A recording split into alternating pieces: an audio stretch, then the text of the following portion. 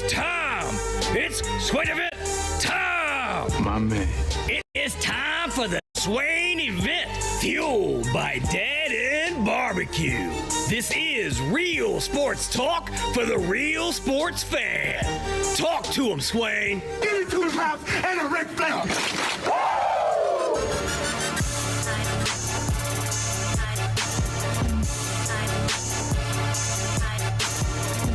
Oh, yeah, my man Ben McKee is feeling good this morning. He's feeling good, y'all. Y'all got to check him out. The man Ben McKee, Go Vols 247. He's feeling good. He's happy. His Steelers won. Oh, man, he rocking the Steelers hat. He didn't forget where he came from, which is Alabama. Buckhorn High School sweatshirt this morning. Always represent where he's from. Ben McKee with the mustache. Looking like he needs to be working for Barstool Sports. What's up, man? Go Vols 247. What's up, brother? Good morning. How are you? I'm good, man. It's game day. It is game day. I'm excited for tonight. Be a fun matchup, possibly, between Tennessee and Louisville inside of Thompson Bowling Arena. Excited for the game. Should be a good one. Well, somebody on the show has to believe in Tennessee, so I guess that would be me. I'm gonna pick Tennessee to be Louisville, since somebody has to believe in these guys, right? Well, according to your tweets, you don't believe in them. Honestly, I don't know what we're gonna see, man. I think you're going to see an L tonight, quite frankly. Okay. I said it before the Illinois game. I thought it was going to get worse before it got better. I am not freaking out about this basketball team. I think they are going to be good, really good in the long run, and that's all that matters. But I think they're trying to figure some things out right now. And in my opinion, I know Illinois just lost to Nebraska since Illinois beat Tennessee in Bridgestone in Nashville, but correct. I think Illinois and Louisville are two of the best teams in the country, and Louisville might be up there with Duke for best team in the country. Forget some of the best teams in the country in that tier. I mean, it might be between Louisville and Duke. Louisville can really shoot the lights out of the basketball. They had a tough loss at Arkansas in the ACC-SEC Challenge. Just did not play well that night. But outside of that game, they have just, man, they've looked like a $1,000,000. So it's going to be a tough test for Tennessee tonight. 865-255-03 is our telephone number to the Garza Law Hotline.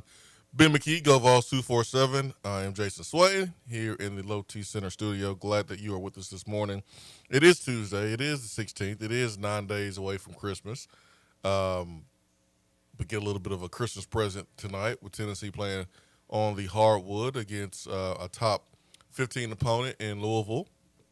It may be Christmas for a lot of Tennessee football fans because the portal is set to open here in a few days. And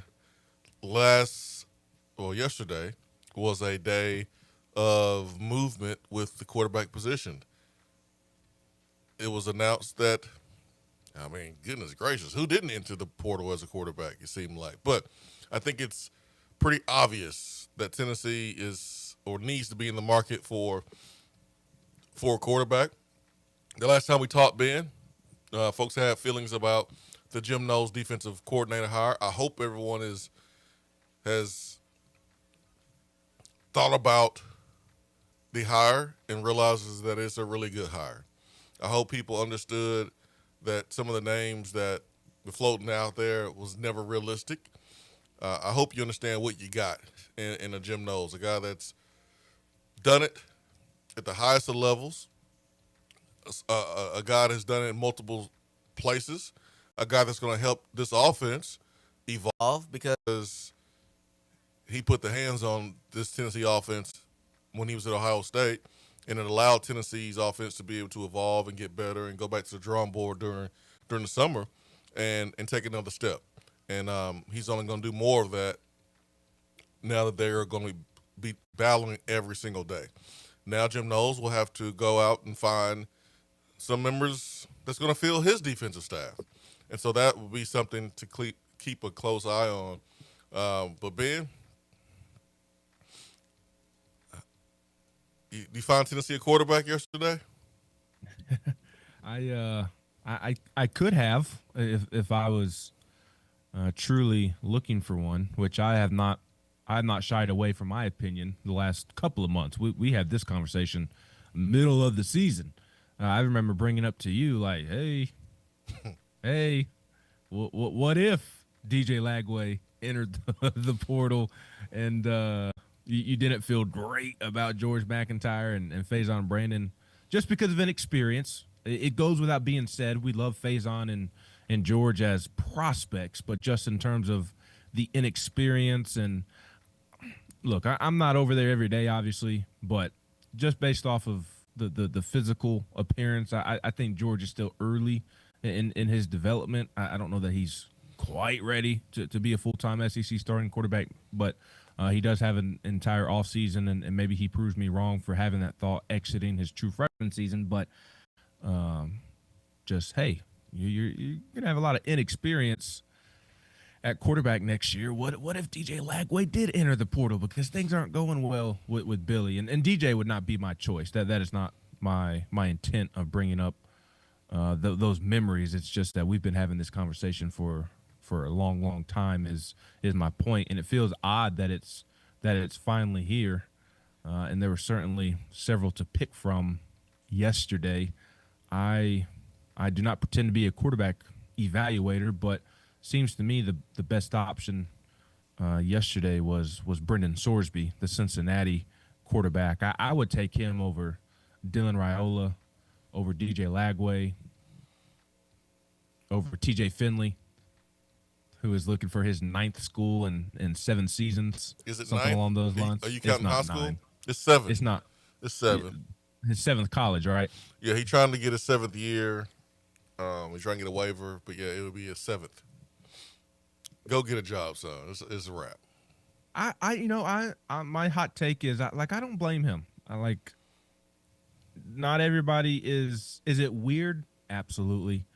But I'm not going to fault a young man for trying to play as much college football as he possibly can. Not everybody gets to play. It's a once in a lifetime opportunity. And if the rules are going to allow you to bend the rules, then you know what? Keep pursuing your passion. Again, I think it's really weird. Don't get me wrong. It is strange, but I'm not going to fault a young man for wanting to play college athletics as long as he can, because it's a really cool opportunity, not one that everybody gets. It's a once in a lifetime opportunity. But I like Brendan Sorsby out of the options that have emerged the last couple of days. Based off of your tweet yesterday that I saw, would he be your favorite in the clubhouse at the moment? Yeah, I think we're probably more dreaming than being realistic when you look at the fact that his girlfriend is going to Texas Tech, and Texas Tech is printing money down there. And we saw with Sharon Moore and others, countless others, we know what's undefeated. We know what's been unscored on. We know what rules. And unless their brother planned on getting a new girlfriend in Knoxville, I see him going to Texas Tech to be with his boo. So, but his parents live in Knoxville, right? You prioritize family or lust? Which one, young man? How old is he? He's not 6. He is not 6. Yeah, he's not 6 anymore. This is not the type of mommy he wants to be saying. Yeah, so, I mean, we may be wrong. Tennessee may have opportunity, but just reading tea leaves, it doesn't look like Tennessee is going to be able to outbid Texas Tech. And if you're Tennessee, you can't get into a bidding war at that position because you're already paying George McIntyre. You're already going to be paying Faison Brandon. So it's about the right fit. Does that mean you're going to have to get creative in who you bring in then? Because I think so. In order to to bring somebody in at the level of a Sorsby, like you're gonna have to get in a bidding war. So are you just bypassing the bidding wars and hoping to find your Trinidad Chambliss, your diamond in the rough, your Joey Aguilar? Yeah, that might be the best move, man. I mean, Or you look at some of these portal quarterbacks and you kind of look at what they were making before, and it'd be hard for me to believe that Tennessee's going to get a quarterback that was already in the $2 million range at their previous school, and you willing to pay three and a half for a transfer quarterback for 1 year. if you can make the money work, would you? Is it that big of a need in your eyes? Because I think it is that big of a need.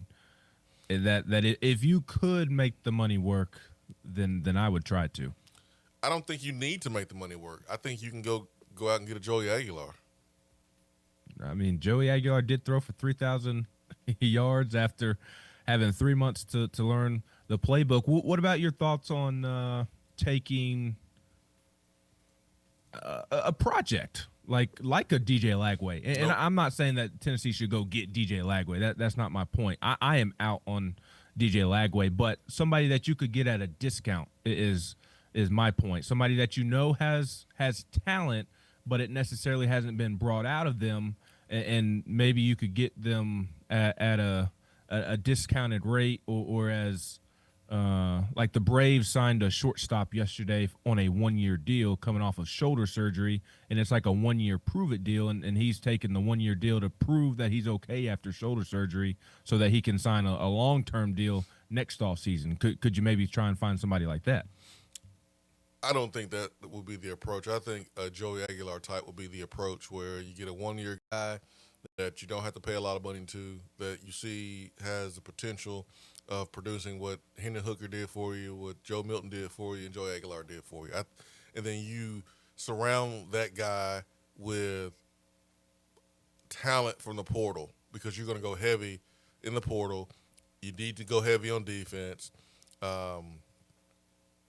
You need to make sure your offensive line is shored up. You've re-signed the players that played well for you last year. I mean, you take care of your receivers, right, who played well for you last year. You take care of your running back that was awesome. That you understand this is going to be his biggest window to make as much money as possible playing the position that he's playing. So you got to take care of him, Deshaun Bishop. And so I just think you prioritize taking care of the guys that you know that's going to produce for you, and then you got to let some dudes go. Like, you got to let some dudes go. You're going to recoup a lot of money from the defensive backfield, guys that didn't pan out. Arion Carter is leaving, and so now you can find out who you're gonna pay there. I'm gonna tell you what, man. When I'm hearing around the country, these players are asking for let me stop. It might not be the players. It may be agents. But agents are asking for an insane amount of money above what you would think their value would be. And listen, I guess I get it, because how you make a lot unless you ask for a lot. But these schools will have to be like, no. I think last year was a really good lesson when you consider what happened with Boo Carter. Like, you got to tell some dudes no. And if you ain't do anything this past year, what makes you think we're going to pay you double this year? No. We ain't doing that. Just because you've played a lot of SEC football and have a lot of SEC starts under your belt, that does not mean that you deserve a big paycheck. Yeah, I mean, borderline all conference. Oh, okay, we're gonna take care of you. But like, there's Just gonna be because a lot you of started a lot of games doesn't mean that you were productive in those games. Yeah, and I think Jim Knowles needs to be a part of those conversations too, to determine value as well, because our last defensive coordinator and the head coach didn't do a great job of determining value with Jacoby Thomas, and let him go. And look what he did when he was at Miami. He's playing this weekend, and we not. So I think your defense coordinator, Jim Knowles, who's been around the game, who's been around great players, can determine and help tell you, all right, yeah, this guy's worth it, this guy is not worth it. All right, Garza Law Hotline 865-255-03. Also, the Betty Chevrolet text box is open for you as well. Questions, comments, you can use your Swain Event app. The phone lines are active this morning, Ben McKee. Let's get to the phones. Good morning. Oh, let's try it again. Good morning. Good morning. What's up? Not much. How are you? Oh, sounds like Justice getting in here early this morning. Yes, sir. I was trying to beat Turkey, man, for a change. Oh, well, you did it. No. So let me ask you guys a question. What are the positions we need to get from the portal? List them out for me. D tackle was first. Obviously, First, quarterback. over safety? Huh? D tackle over safety? Yeah. Okay, quarterback's number one. Then There. go from there. Well, I mean, D tackle and safety, 1A, 1B, 2A, 2B. D tackle 1, safety 2.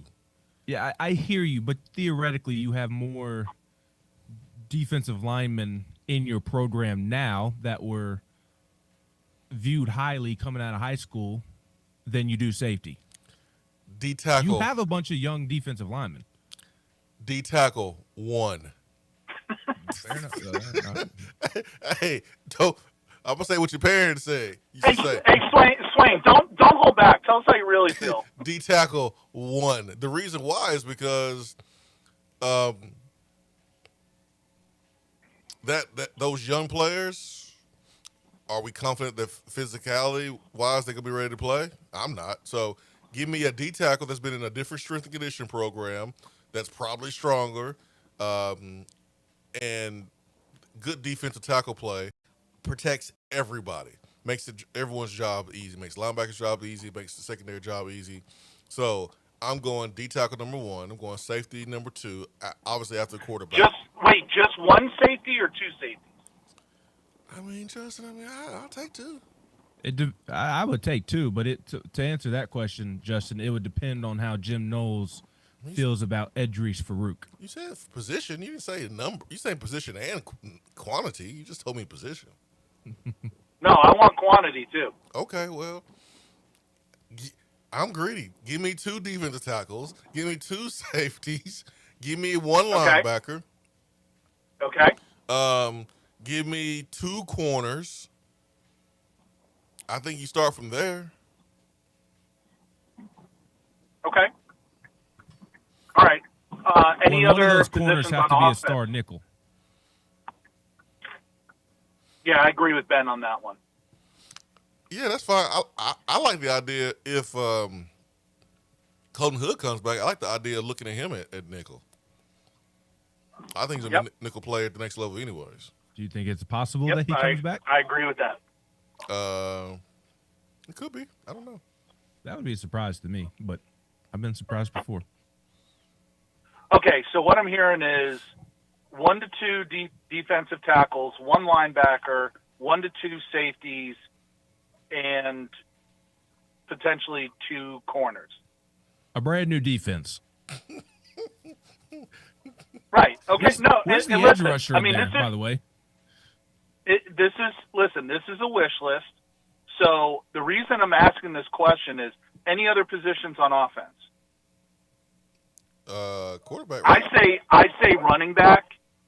I think you need another Star Thomas type. I mean, I would hope Dwayne Morris enter his second season is ready to go, and then you got Peyton Lewis entering his third, unless you're gonna let Peyton Lewis walk. I let Peyton Lewis walk. Okay. Well, there it is. If you let Peyton Lewis walk, then I think you do need another running back. Yeah. Unless they feel – I have never heard a peep about Justin Baker, the other running back they signed. Yeah, me either. Unless he's further ahead than I realize. You need a running back if you let Peyton Lewis go or if he decides to go. Okay. All right, so here's where I'm going with this. Quarterback's going to, for what we're looking at, probably going to run about $3 million a year. Top defensive tackle, probably going to get close to $700,000-800,000. So you're at 3.8, let's call it. Linebacker, $500,000. You're at 4.3. If Jacoby Thomas last year got $500,000 at Miami, that price tag's only gone up. let's call that, let's just say $1.2 million in safeties if you get two of them. So you're at 6, couple corners, $500,000 each. You're at 7. I mean, there's a tremendous amount of money that needs to be spent. Another question I have is, what do you guys think happens at offensive line? You haven't heard Lance Hurd declare. Personally, I think he comes back to college, but I don't know if it's here. Is that wrong? No, that's not wrong because he's not going to want to be paid less. And the idea was that he was going to leave after this year anyways, and David Sanders was going to slot in at left tackle. But if Lance Hurd stays, then there's something you got to work out there. So do we need – do you think – and I'm asking you guys this. Do you think if Lance Hurd goes either to the NFL or somewhere else, because I agree with you, Swain, that promise to David Sanders was to play left tackle in year 2. And if you're going to honor that, Lance Hurd's got to get comfortable with right tackle or the portal. Well, if he stays in college. Well, if he's being told the truth. If he stays at Tennessee. Well, if he's being told the truth, he's not a tackle at the next level. No, he's a guard. He's not darting a right, okay? And so if he's being told the truth, which you never know with some of these agents, then